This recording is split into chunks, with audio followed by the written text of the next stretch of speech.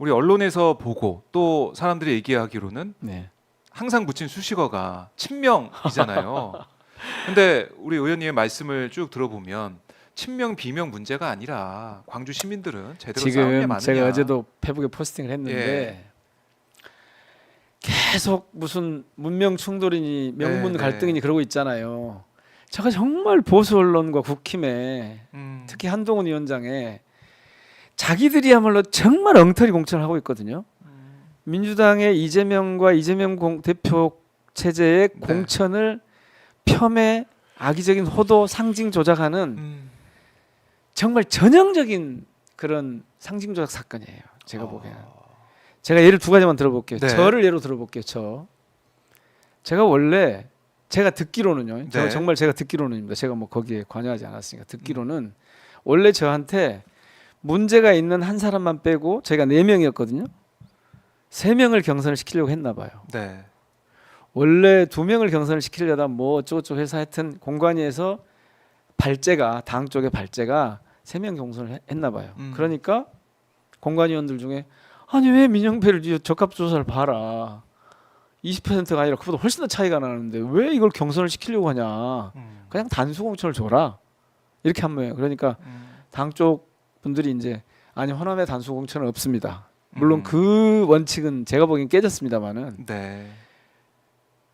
만약에 저를 정말 친명 강성 친명이어서 친명 입장을 생각해서 해주려고 했다면 아니 거기서 당연히 그냥 단수 공천을 주든지. 네. 그래서 그게 무산이 되고 그래서 붙인 게 가장 문제가 없는 사람을 붙인다고 붙인 게 그 적합조사가 제일 낮은 사람이었나 봐요. 네. 그래서 이제 2인 경선을 갔지 않습니까? 그런데 그 두 사람이 저하고 차이가 많이 남에도 불구하고 차라리 단수 공천을 주지 꼼수 쓴 거 아니냐. 네. 약자 붙여가지고 약체 붙여갖고 쉽게 가려고 한 거 아니냐 하고 막 머리 깎고 와서 하고 했어요. 네. 그래서 이게 이제 결국, 그 중에 한 사람 살렸는데 한 분은 멀쩡하고 문제가 없고 한 분은 문제가 있어요. 옛날부터. 이 한 분은 문제가 적고 이분은 공관위에서 원래부터 이건 후보 자격이 없다라고 한 분이에요. 네. 그렇게 했다고 해요. 저는 이제 뭐 들은 얘기니까. 네. 그런데 그분은 신인 가점이 있어요. 아, 신인 가점이. 그죠. 적지 않죠. 그게. 예. 그게 그리고 차이가. 결선을 붙였어요. 네. 그러면 친명 강성 친명 민영배를 도와주려고 하면 최고위에서 그걸 기각시켜서 네. 재심사를 보내든지 안 돼. 아하. 그냥 원래 공관위가 위험할 정한 수 대로 해. 있으니까. 그래야 될 거 아닙니까? 근데 안 했잖아요. 네. 그렇게 뭐 그래도 민정배가 이길 거라는 믿음이 있었는지 뭐 뭔지 모르겠지만 그래서 그 이재명 대표가 일어나면서 살짝 그랬다는데요. 네. 친명이라고 역차별받네 뭐 이랬다는데 아니 저는 이제 들은 얘기들이에요. 네, 네. 자, 저가 정말 그런 거라면 왜 저를 단수로 안 줍니까? 왜 저를 불리하게 붙입니까? 그렇게 보면 네. 광주 시민들 뜻 안 보입니다. 지금 그렇게 이재명 공천도 잘 안 된다. 보입니다. 예. 이 공천이 어떤 공천인지. 어떤 공천입니까? 아니 그 얘기는 조금 이따 하면 예, 좋겠는데 예, 예, 어쨌든 예. 제가 보기에는 혁신 공천이에요. 혁신 공천이란 말은 무슨 뜻이냐면 지금 총선과 이후 집권 과정까지를 염두에 두고 하고 있는 거죠. 제가 보기엔 그래요. 그런데 그 과정에서 불이익도 있고 아픔을 받은 사람도 있고 있잖아요. 네. 그분들이 지금 항의를 하고 있는 거죠. 근데 역대 공천에서 이 정도 제가 물어봤어요. 사실은 제가 이런 과정을 거치면서 저도 뭐 긴장을 했을 거 아닙니까? 거치면서 물어봤죠. 그랬더니 공천 과정이 늘 이렇게 시끄럽다 그래서 제가 3선 이상 되신 분들한테 놀려먹었어요. 네. 아 정말 대단하십니다. 저는 2번 해봤는데 이번이 2번째인데 국회 2번째 예. 선거를 치르는데 이렇게 시끄러운데 제가 두 사례를 하나 더 들어볼게요. 네. 무슨 명문 네. 문명 충돌이 명문 갈등이냐 하는데 네. 저희 초구매라고 제가 어제 포스팅을 해서 공개를 했기 때문에 말씀드립니다. 문재인 대통령님 모시고 청와대에서 근무했던 분들의 21대 국회의원 모임이 있어요. 네. 초구매라고 있습니다. 근데 이 모임의 멤버가 21명인데 음. 최강욱 의원이 이 윤석열 정권의 탄압으로 그제 이제 얼마 전에 의원직 네. 상실해서 20명이 있어요. 20명. 현직 20명. 네. 이 중에는 수석 비서관도 3분 이상 되고 비서관들이 대부분이고 행정관도 있고 뭐 상황실장 했던 뭐 윤건영 의원 같은 분도 있고 다 있어요. 네. 이분들이 친명입니까? 친문입니까? 뭐, 친문이죠. 예, 그렇게 따지면 신문이라고 따지면 봐야겠죠. 친문이죠. 예. 그런데 이분들 공천 한번 봐보세요. 12분이 단수 공천이에요. 야. 20명 중에 12분이 단수 공천, 음. 7명은 경선. 무슨 불이익을 줬습니까? 한 분은 탈당. 음. 그러니까 친명 세력이 친문 세력한테 무슨 불이익을 줬어요? 그러니까 이거는 지금 네. 완전한 상징 조작이에요. 자, 이재명 대표를 저렇게 사법 리스크라고 하는 되지도 않은, 제가 네. 구청장 해봤잖아요. 자치단체장 해봤. 그 양반 자치단체장 하던 시절에 성남시장 하던 시절 얘기잖아요. 네. 그렇게 따지면요, 제가 자주 쓰는 말인데 음. 지금 대한민국의 구청장, 시장, 군수 한 사람도 살아남을 수 없어요. 검찰이 그런 가지고 가서 뒤지면 진짜 그래요. 그리고 저는 진짜 놀랐어요. 네. 자꾸 그 이재명 대표가 당신 입으로도 얘기했지만 그렇게 어마어마한 사업들이 벌어지는 성남에서 단 한 푼도 뒷거래했다는 게 안 나오잖아요. 그렇게 탈탈 털었는데. 이건 턴 게 아니에요. 네.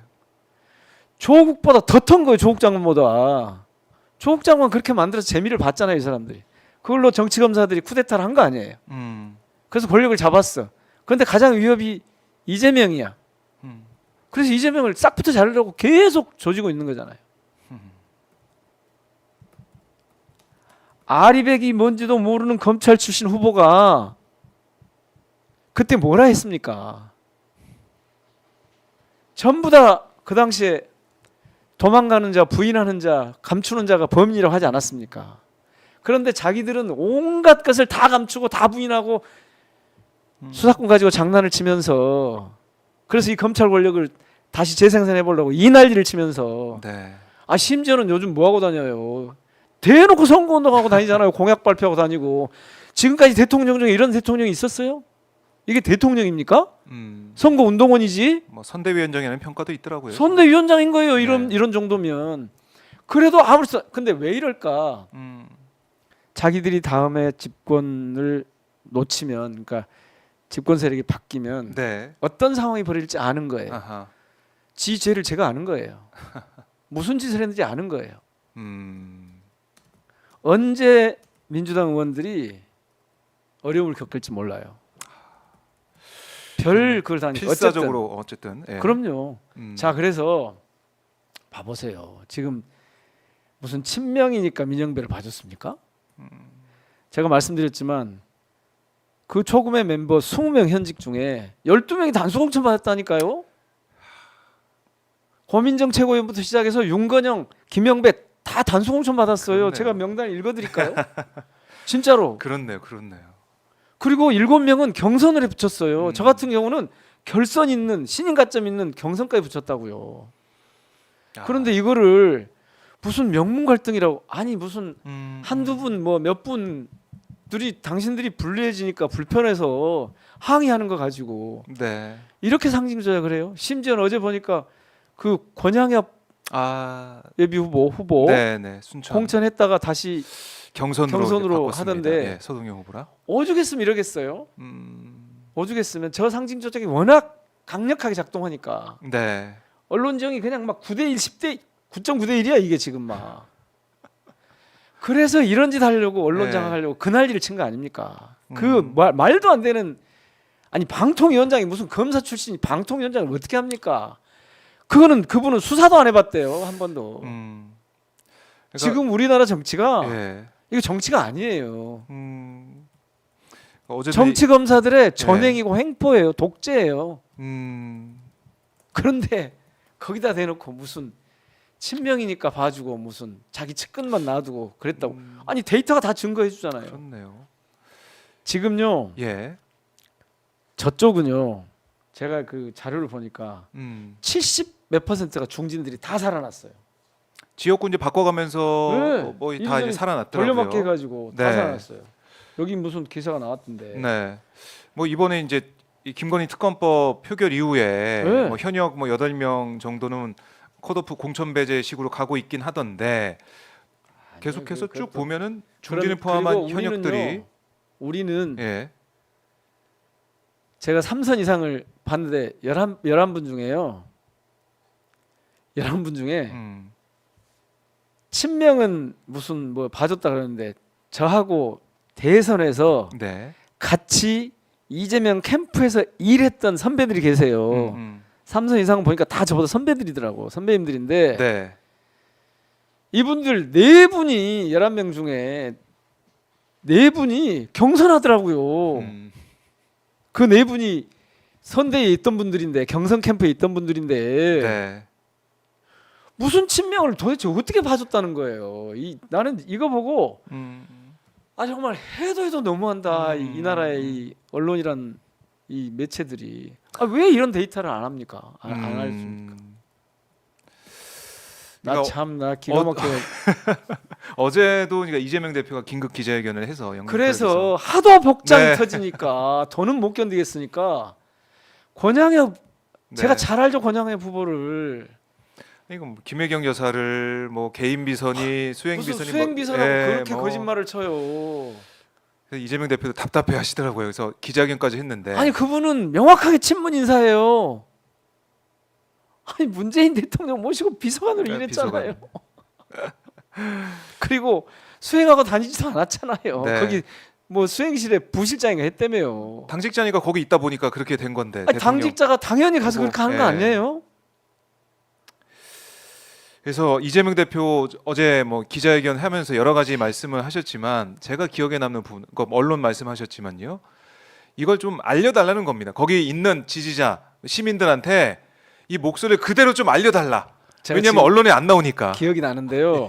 지난번 대선 때도 그랬어요. 대선 때도 워낙 심하니까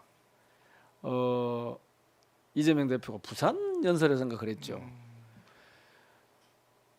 여기 계신 여러분이 언론입니다 했어요. 예. 기억나신가요? 기억납니다. 하도 안 되겠으니까 여러분이 언론입니다 했어요. 보도가 안 되고 다뤄주지 않으니까. 다루지 않으니까 예. 지금 제가 말씀드린 거 아무도 안 다루잖아요. 제가 오죽했으면 페북에다 지금 포스팅하고 있겠어요. 진짜 완전히 허구의 프레임, 가짜 프레임을 만들어서 이걸 유포를 시키거든요. 그리고 여기에 반발하는 이런 얘기는 아예 안 다뤄요. 미치겠어요 정말. 네. 저는요 이러고 있는 정권이나 이러고 있는 언론이 네. 심판의 날이 정말 멀지 않았다고 봅니다. 음. 왜 시민들의 목소리를 제대로 전달 안 합니까? 네. 왜 의제 설정을 자기들에게 유리하게 합니까? 아니 뭐 환경 감시하고 의제 설정 기능이 있다면서요 언론에. 네.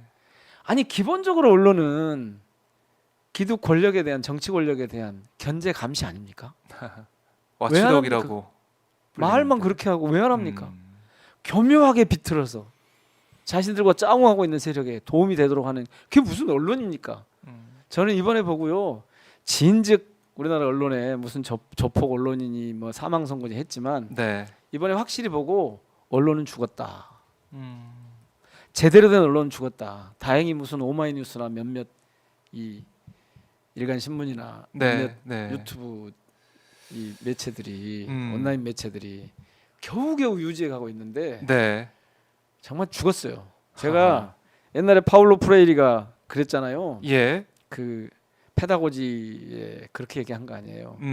당시 교육이 하도 기득권을 이 재생산하는 그런 교육 일관으로 이렇게 일관되게 그런 쪽으로 가니까 네. 학교는 죽었다고 선언한 거 아니에요. 아하.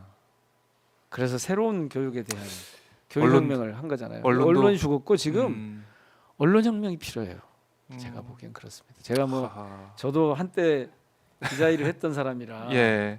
좀 부끄럽긴 한데요. 뭐 하여튼 얘기가 가슴에서 우러나오는 말씀 뭐 저희가 들을 수가 있는데 뭐 죄송합니다. 딴 얘기로 갔죠. 저희가 이제 광주 민심, 호남 민심을 얘기하다가 이제 언론 얘기까지 쭉 흘러왔는데 예. 그만큼 광주의 민심은 광주 시민들의 명령은 정말 간명하다. 두 가지. 예. 광주 시민들 근데요 누가 모여가지고 야 우리 이렇게 해보자 안 해요. 뭐 협의하고 이런 거 안 해요. 그냥 딱 하시. 딱 그냥 아시는 예, 거예요. 예. 왜냐하면 오랜 역사 이 전통을 통해서 저는 그걸 이제 광주 아비투스라고 표현하는데 음. 광주에 그런 이 정서적 공감대가 형성돼 있는 거예요. 아하.